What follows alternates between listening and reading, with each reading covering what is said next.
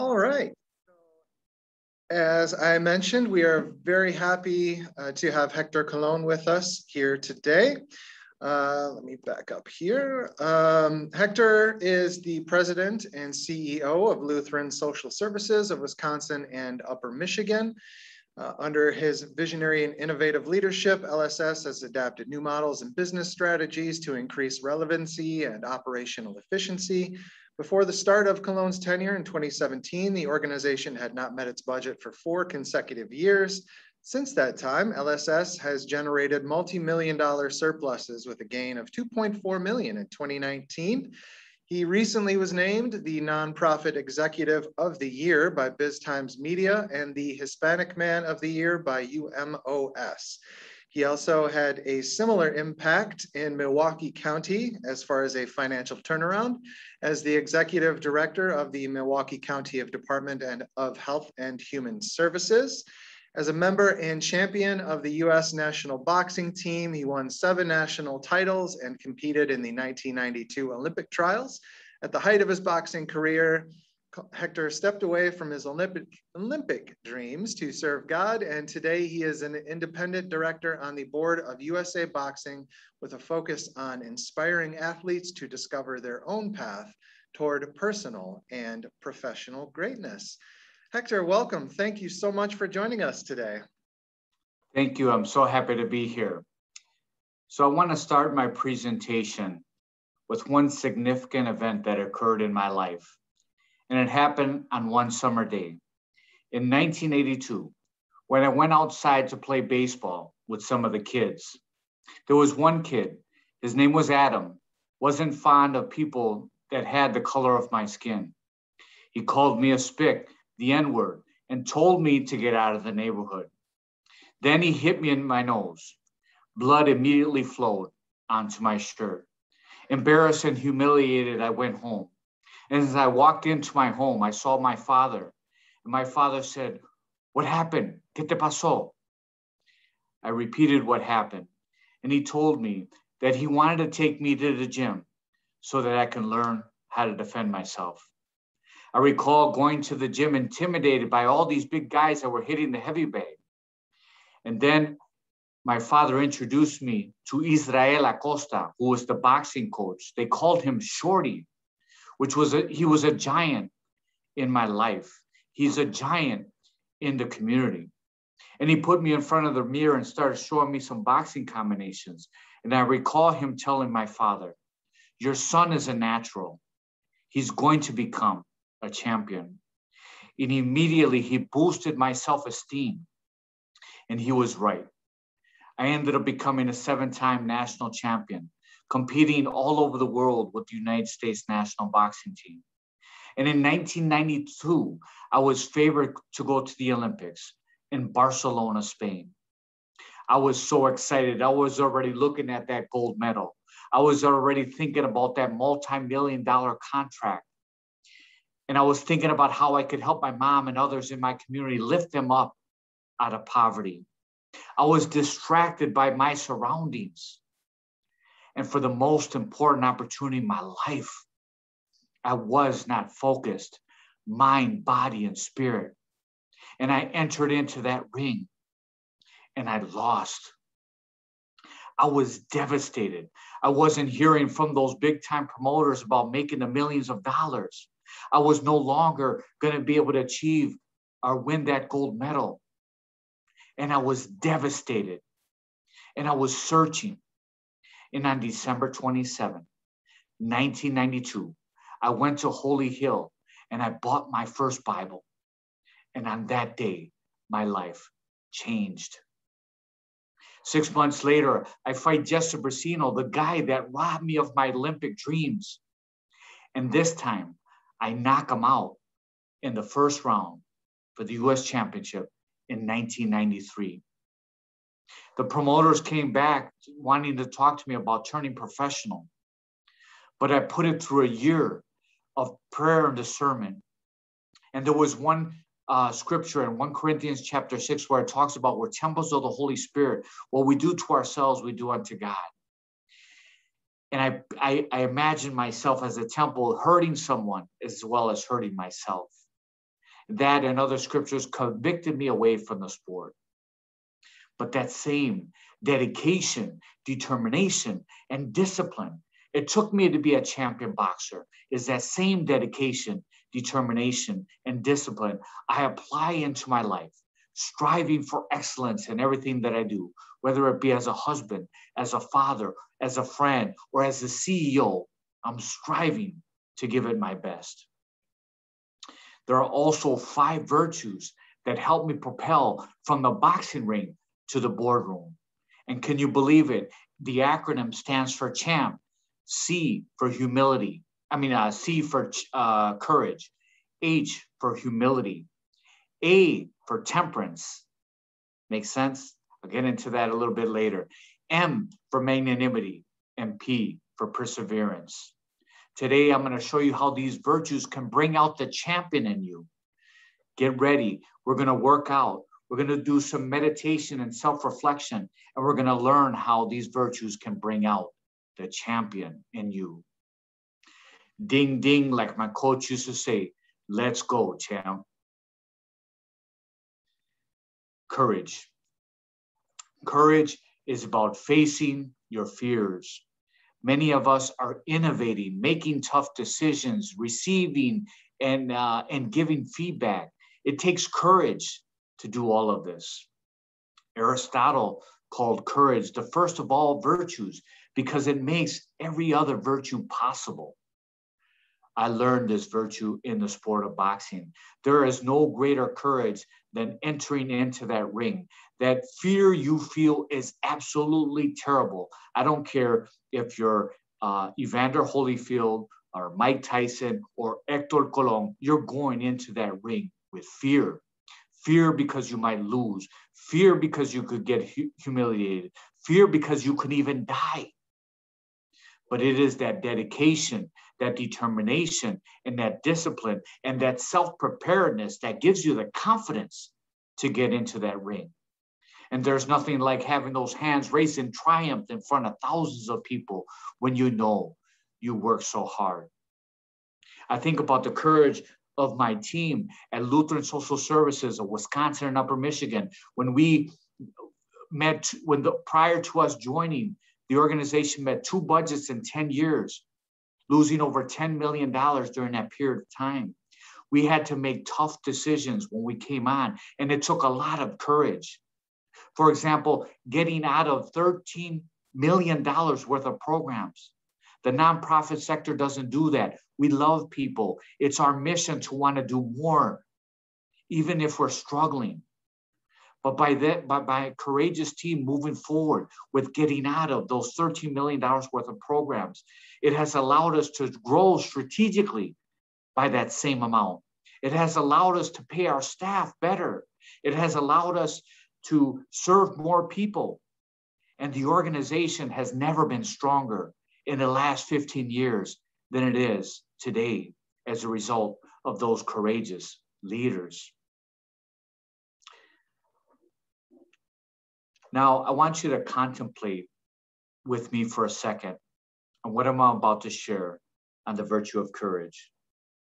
What is the dedication, determination, and discipline that you need to apply right now to act with courage? What is the difference you want to make in the life of another person, your work, and your community?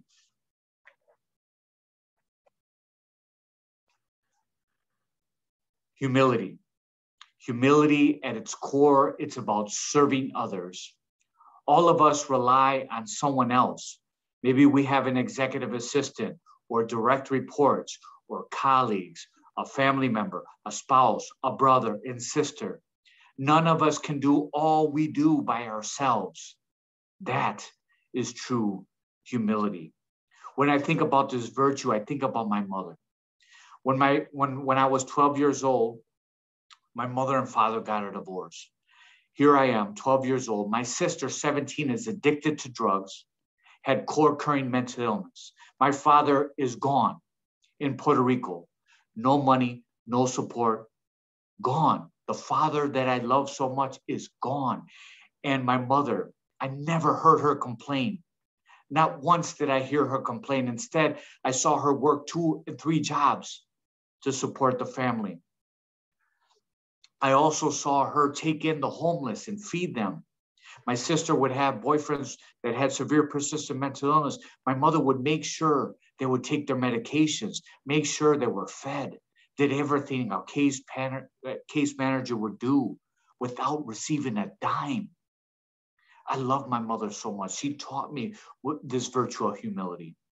I also think about my coach, Shorty, Israel Acosta, who's a giant in my life. He used to sacrifice when I used to play baseball, and I would leave baseball practice and get to the boxing gym late at night, 7, 8 o'clock at night. And who's there waiting for me? Shorty, so that he can train me. He would sacrifice his weekends for me, his nights, his vacations. And he also took me into his own home where he loved me, fed me, and made sure I could be the champion, both in and out of the ring. When you serve others, it will empower them. It will bring out the best in them, just like Shorty and my mother did with me. That's why I gravitate towards servant leadership, where I try to serve others, where I focus on others, where I value others, where I appreciate and recognize others for the great work that they do. Now I want you to think about this virtue of humility. Think about a time where you served others. How did this affect them as well as you? Is there a person in your life right now that you can serve better? If so, how?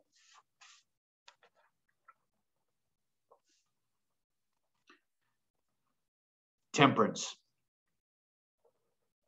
There's that A there, but it's really a temperance that you need temperance. You thought I was going to say angry.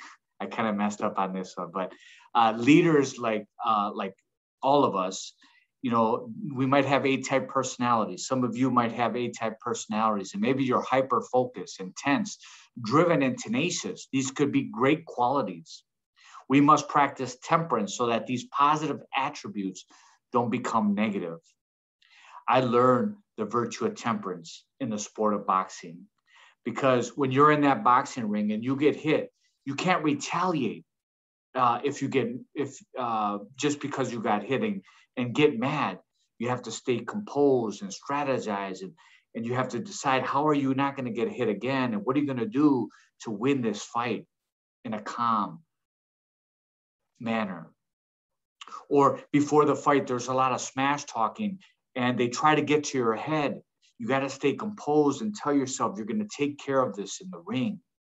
Or if somebody hits you with a low blow and the referee doesn't see it, you can't retaliate with a low blow, because now the referee might see it and you could get disqualified. I think about a recent incident in my life, maybe about 2 years ago, where I'm in this restaurant with another executive, and quickly I see the conversation not going in the right direction. And I wanted to leave. And this individual went in front of me. I firmly and gently put my hand in his chest. And I said, "Let me leave." And I tried to sidestep him one more time. And he came in front of me once again, not allowing me to leave this restaurant. Here I am, embarrassed, looking around. All these people are looking at us. So I sat back down, and he began to taunt me, provoke me. I don't know. I couldn't believe what was happening. At this age and stage of my life, this was happening. And I imagined knocking this guy out and hurting this guy. It felt like it was all a dream. And then when I thought that, I told myself, no. And then I said, "God, please help me." I might have even said that out loud. And when I said that, the waitress came and he left. My pride was wounded. But imagine if I would have reacted differently to that situation. Imagine if I would have knocked him out. Héctor Colón is on the front cover of the Journal Sentinel saying, CEO knocks out individual in a restaurant and is fired. Why? Because of my pride? Everything that I worked so hard for to get to this level because of my pride? Or even worse, what if I hit him and I keep pummeling him? I lose control and I keep hitting him. And I kill him. And I go to jail. What about my wife, my children, my family, my community that need me because of my pride? This is an extreme example, but this is an example where you have to have that self-control. You know, maybe we have excessive greed or addictions or our natural impulses. Maybe they're even our strengths that if we take them to the extreme could become weaknesses. Temperance, it's about self-control. Do not do something that could ruin your life and your career. Now contemplate on this with me for a second. When faced with adversity or personal struggles, what are the tools you use to help you maintain self-control and temperance? Consider the physical, the mental, the spiritual tools. How do you use these tools to help you practice more temperance?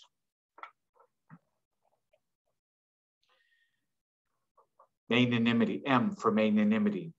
Magnanimity is about striving for greatness. St. Thomas Aquinas said that the magnanimous person seeks to do great acts, things that are deserving of honor. Alexander Havard, the author for Created for Greatness, says that personal excellence is the ultimate aim of magnanimity. I believe you need daily habits, daily rituals, and daily routines to live out this virtue of greatness. I know that you all have busy schedules, crisis situations, competing priorities, family matters that take up our time.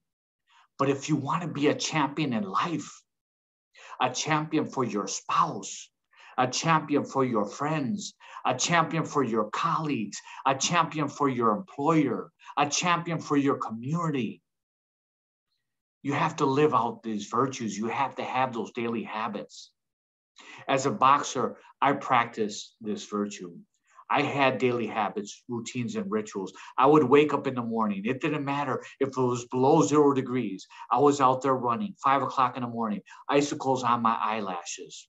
I would wake up, I would lift weights in the afternoon, and then I would work out in the evening, 2 to 3 hours. I would go to sleep early. I would wake up early. I would eat right. I would watch some of the tapes of some of the greatest boxers who have ever graced the ring. I was doing everything a boxer needed to do in order to become a champion. You know, I think about my leaders at LSS. I work with some of the greatest leaders in the world, and I see how they practice this virtue through their daily habits, rituals, and routines, starting the day with gratitude and with prayer and with meditation and with reading and working out. These things, these habits bring out the best in them and in turn bring out the best in me and other colleagues within this organization. When you practice the virtue of magnanimity, it will not only have an impact on yourself, but your family, your community, allowing you to do something that is honorable and remarkable for those around you. Now, think about the virtue, what the virtue of magnanimity means in your life. What are your daily habits, routines, and rituals? Are they the right things that will help you achieve your best self, to accomplish your goals, to become that champion in life?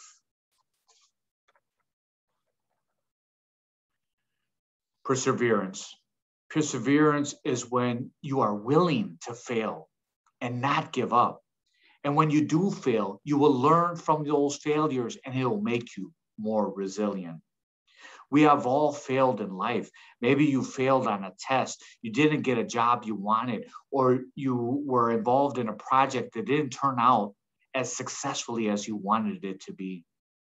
It can be devastating. You may have felt inadequate.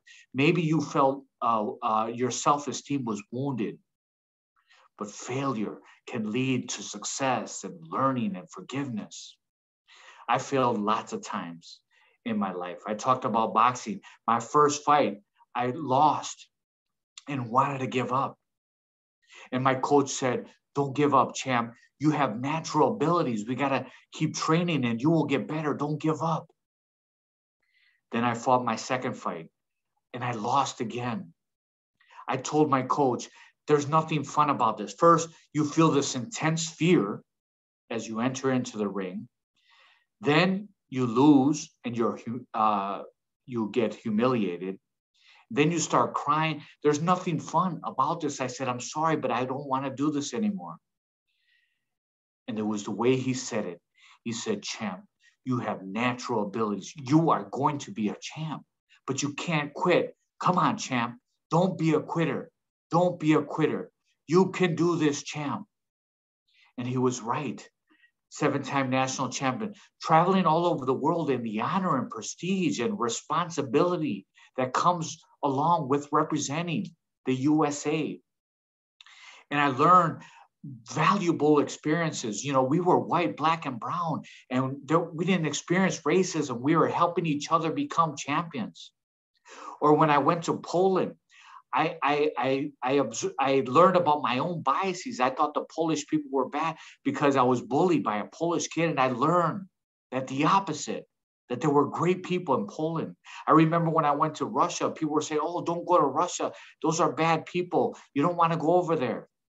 I had one of the best times in my life in Russia. I didn't understand one another, but we were playing cards and laughing and had the great time together. I would not have had those experiences if I would have given up.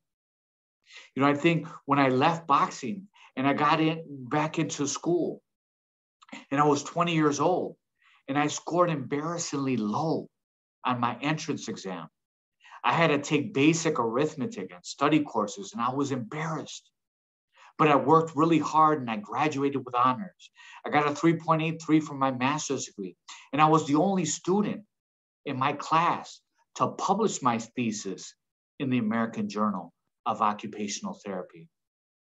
But then I take my first occupational therapy exam so that I could practice occupational therapy. I was so excited because now I have my new career. I was no longer boxing and I have my new career, and I'm going to be able to help my mom, and I'm going to be able to establish a career and eventually get married and support my family. And I take this test and I failed. I didn't study at all because I was honor roll this and that, and I was published author, and I made a huge mistake. No study, and I failed. But I'm a fighter, right? And I bounced back and I said, okay, I just barely failed, so I'm gonna study a little bit and I'm gonna pass this test. I take the test again and I failed again. And this time it was like an 8 count, man. I was wounded. I was like, man, I can't pass this test. And at the same time, I saw Vernon Forrest, who I beat twice, become a 4-time world champion, multi-millionaire. I saw Jose Antonio Rivera, who I knocked out, become a 3-time world champion, millionaire. I said, what am I doing? I should go back to boxing. This would be so much easier for me. Then I heard that echo of that voice, of Shorty, that giant, say, don't be a quitter. Don't be a quitter, champ. Don't be a quitter. And this time, I studied with the rigor and intensity it took me to be an honor roll student to pass that test. And that occupational therapy degree helped me advance to where I'm at today as the president and CEO of Lutheran Social Services of Wisconsin and Upper Michigan. But on my rise to this level, there was 2 significant opportunities that I did not get, CEO opportunities. And then this was a 6-month process at LSS. Midway through the process, I almost was going to withdraw my name because I learned that I would be the first non-Lutheran, non-pastor, non-Norwegian to run this organization in 138 years. And I said, there's no way they're going to hire me. I was fearful of rejection. And I talked to the HR consultant and the board chair who recruited me. They said they loved my experience, my vision, and they wanted me to go through the process. And I had the courage to decide to go through the process, and I got the job. And I have to say, I'm so happy. I persevered, and I am here. I got the opportunity to work with 800 incredible servant leaders that have taught me so much since I've been in this role. I belong to this incredible organization that serves over 30,000 individuals, 92% of which indicate that we have improved their quality of life, and individuals struggling with addiction, foster care, mental health, refugee services, the elderly, persons with disability. We have a meaningful, make a meaningful difference in the lives of so many vulnerable that live amongst us. I would not have had the honor and prestige if I would have given up and not decided to move forward. Think about a time where you failed. What are the 3 things that you can do to live out the virtue of perseverance in addressing this failure?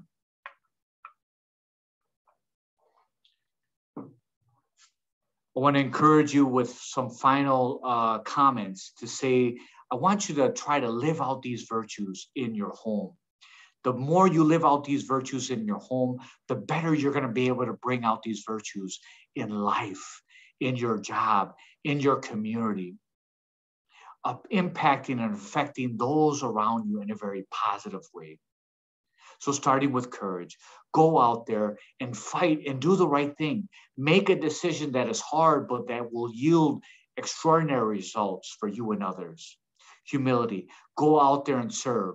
The more you serve, the more fulfillment you will get in your life. Temperance, control your natural impulses, control your emotions, especially on things that you cannot control. Do not react to a situation that could ruin your life and your career. Magnanimity, strive to be the best you possibly can be. Make a difference that is honorable and remarkable for those around you. Perseverance, like my coach said, don't give up, champ. Now I want to end with an excerpt in my book in chapter 9. We don't want you here. You spick, you N-word. Leave our neighborhood now. Adam's words played a significant role in my story. Those words echoed in my mind long after Adam shouted them. I was inferior. I was deeply disliked. Those words hurt me and they frightened me. Would I have ever become a boxer if Adam had not called me those names? Likely no. Without boxing, what path might my life have taken? Would have gone in the wrong direction, like so many of my friends and those with similar backgrounds, even my sister. Hearing those words at 9 years old changed my life. Because of Adam, I learned how to be coached, how to be resolute, and how to become a team member. Because of Adam, I rose from the boxing ring to the boardroom. Thank you, Adam.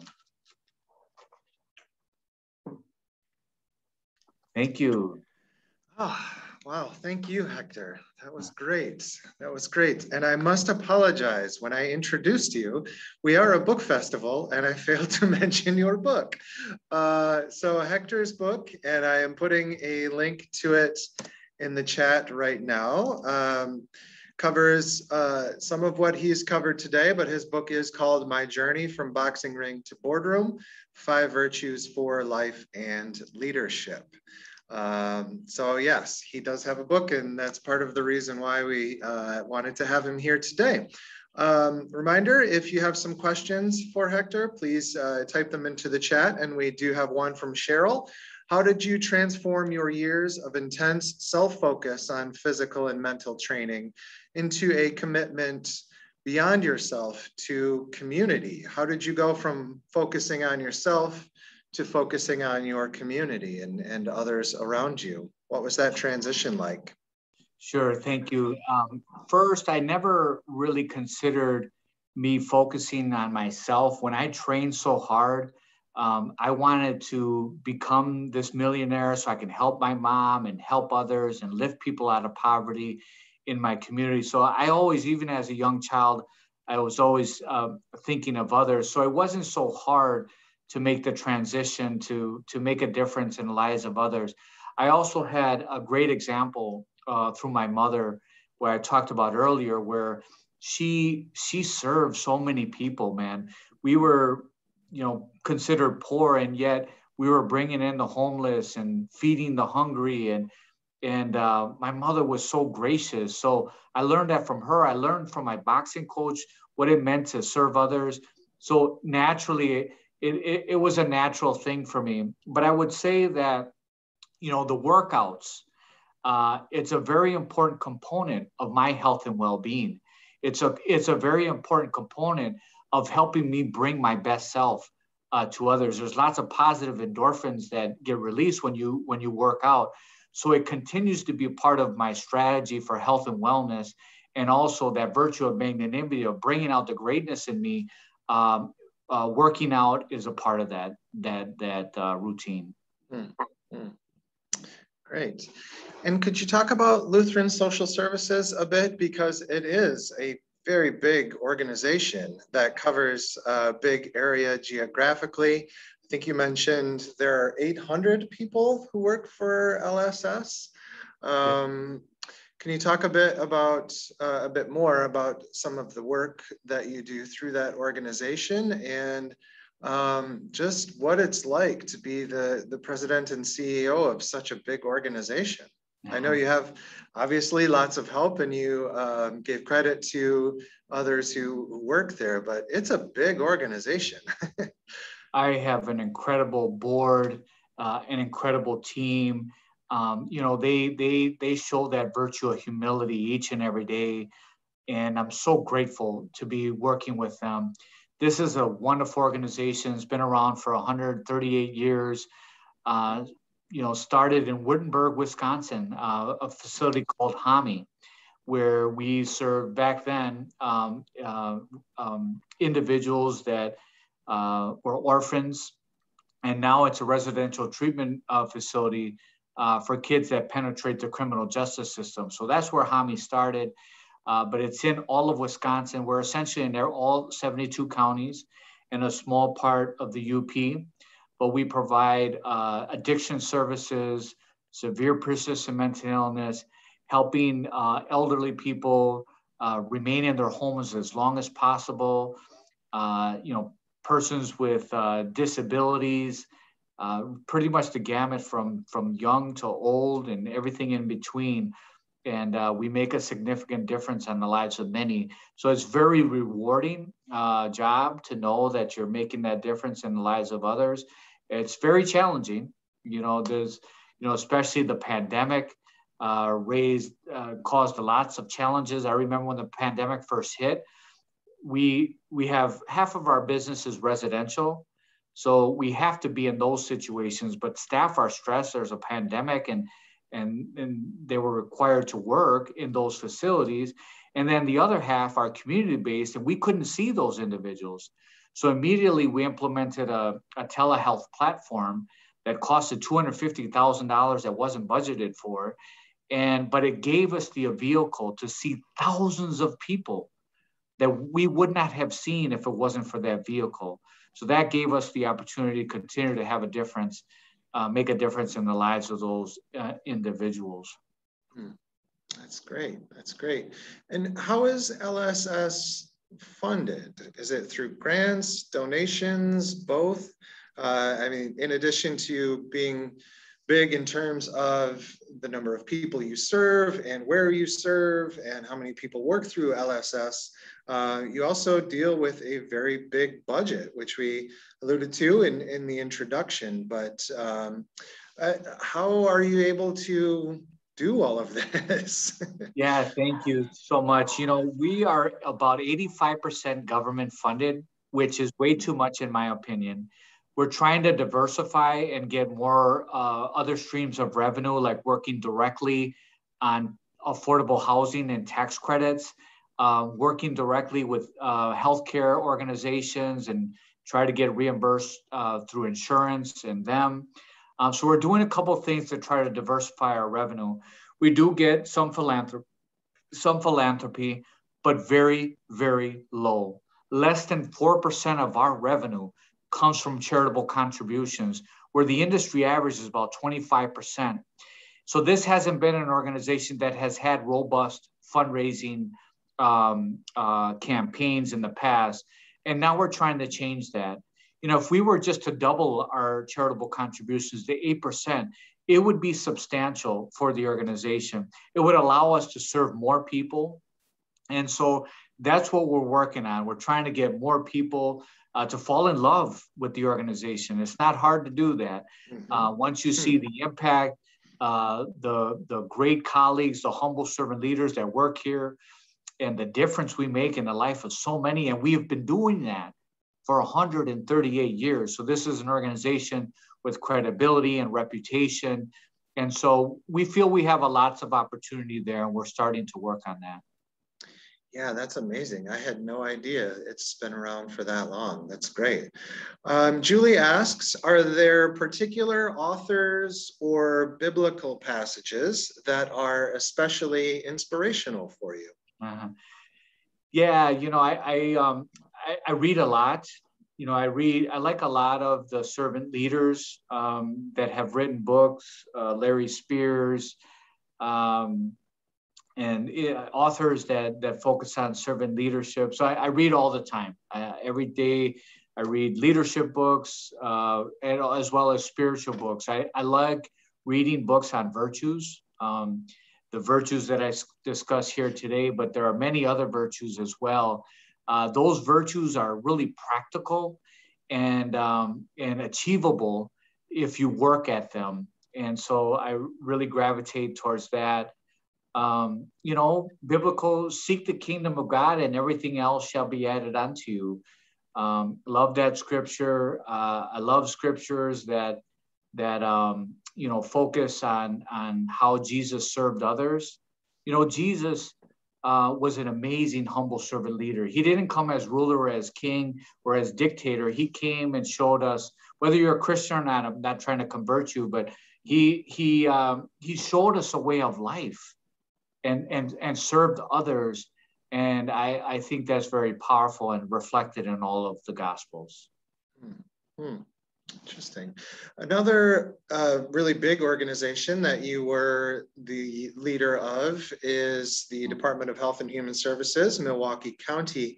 How did you end up in that position? Especially, you mentioned you had some background in occupational therapy, but how did you become executive director of that without being someone who's a doctor or you know, something like that?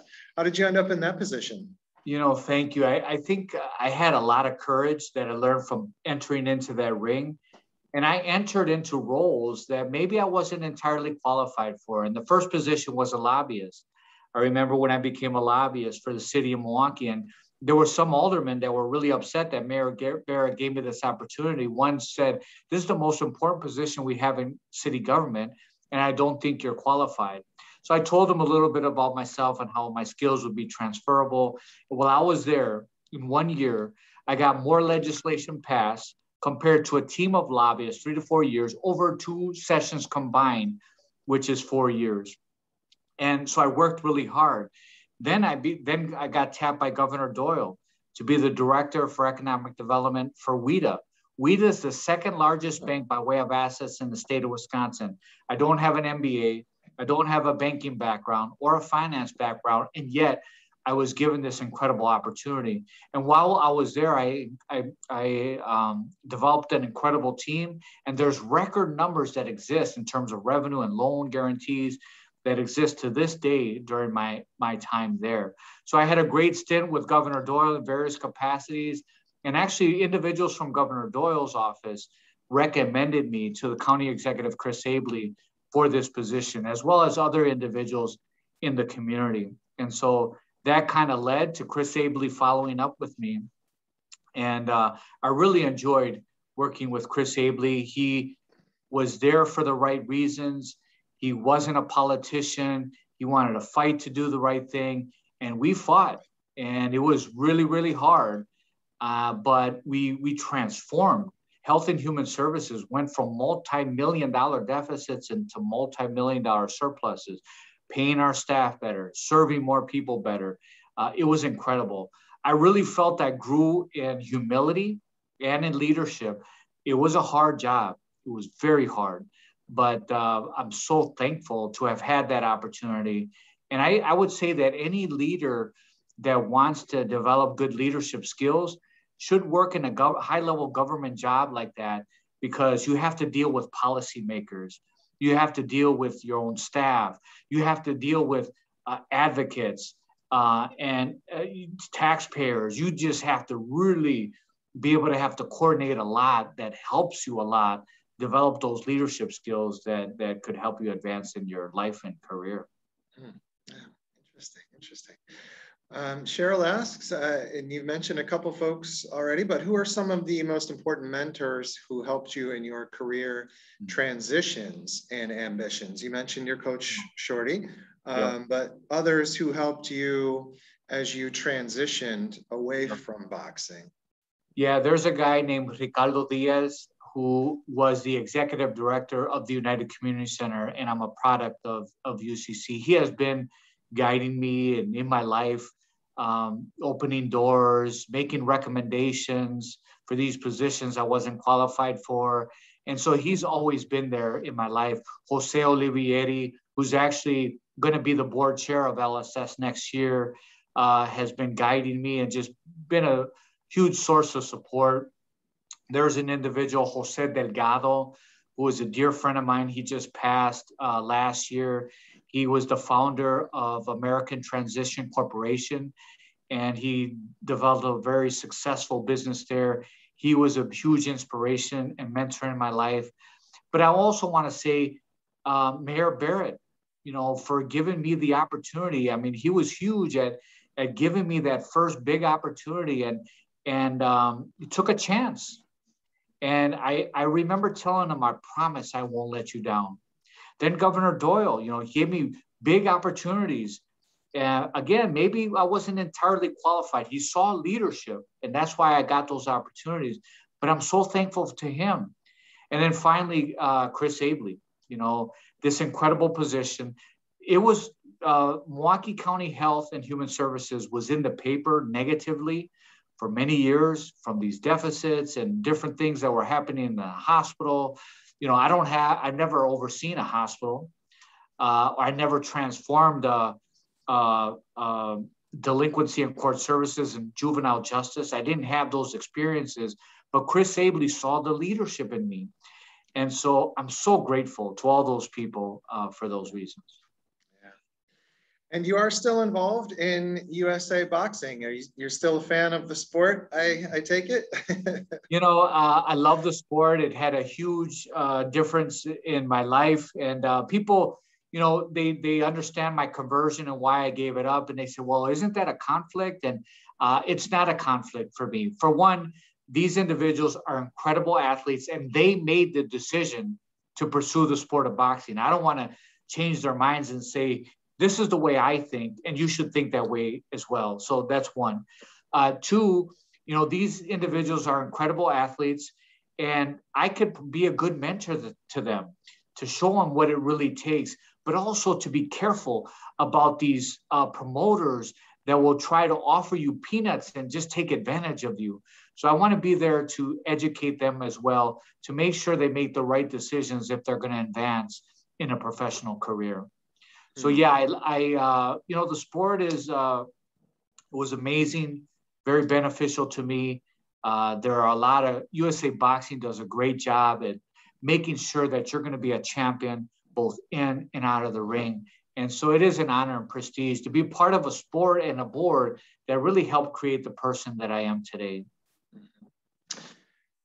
And that's great. I'm curious, and we don't hear this much about the sport of boxing, but I think about football and discussions over concussions and lasting damage from that. Is that something that you get into with the boxers that you interact with? Is that a concern in the sport? I mean, it doesn't stop people from going into the sport of boxing. But could you talk about that a little bit? How the issue of concussions and other impacts of boxing is dealt with today, now that we know so much more about the science of it? See, this is what makes boxing so dangerous. You're sparring in the gym, and I have had probably many concussions, but I never got diagnosed. I never said, okay, now you got to rest for 6 months. Unless you're in the ring and you get knocked out, that's when they'll make you take a rest. But the sport of boxing is so brutal and so dangerous that, yes, it continues to become safer, but it's really the training where so many concussions occur and we don't do anything about it. Versus, football, if somebody has a concussion, you got a personal trainer and they'll address it right away. You got to take a rest. And that's what's a little bit dangerous with boxing. Obviously, if you're at the Olympic Training Center and you get knocked out and you have a concussion, they're going to address it right there. But so much of this happens with no knowledge of anybody, none of the regulators. And that's what makes it so dangerous. So if you get hit in the head, you see the boxers. So I have friends. By the time they were 35 and 40 years old, dementia. Sure. They were rich and now they're broke and broken families. So it's a brutal sport, and Sure. it's very hard. And football can be brutal too, just not as brutal. Right. And it's crazy that there's so much attention given to it in football and they're wearing helmets. They have some protection. But I mean, maybe just people understand that's the nature of boxing itself. You are going to get hit. That's all there is to, and you will hit other people. That's really the sole purpose, is to hit your opponent, knock them out if you can, right, and win the fight, so that's the sole purpose. Right. To hurt the guy, Right. I've, side note, really been enjoying the new, I think it's new, documentary from Ken Burns and his team on Muhammad Ali that's been running on PBS lately. I want to see that. I haven't not seen it, but I heard it was great. Absolutely. Yeah. And it's not just, it's cool. It gets into some of his opponents too. I thought the part on Joe Frazier was really interesting, and all of that. So let's see. So I don't see any more questions. So I think we will call it a day. Once again, Héctor Colón, thank you so much for joining us. His book is My Journey from Boxing Ring to Boardroom, 5 Virtues for Life and Leadership. Héctor, this has been a real pleasure. Thank you so much for joining us today. Thank you very much. I'm so happy to be here with you today, and I hope I gave you some good insights to bring out the champion in you. Absolutely. Thank you once again, and thank you for joining us, everyone. Bye-bye. Take care, Héctor. Bye-bye. Thank you so much. Yep.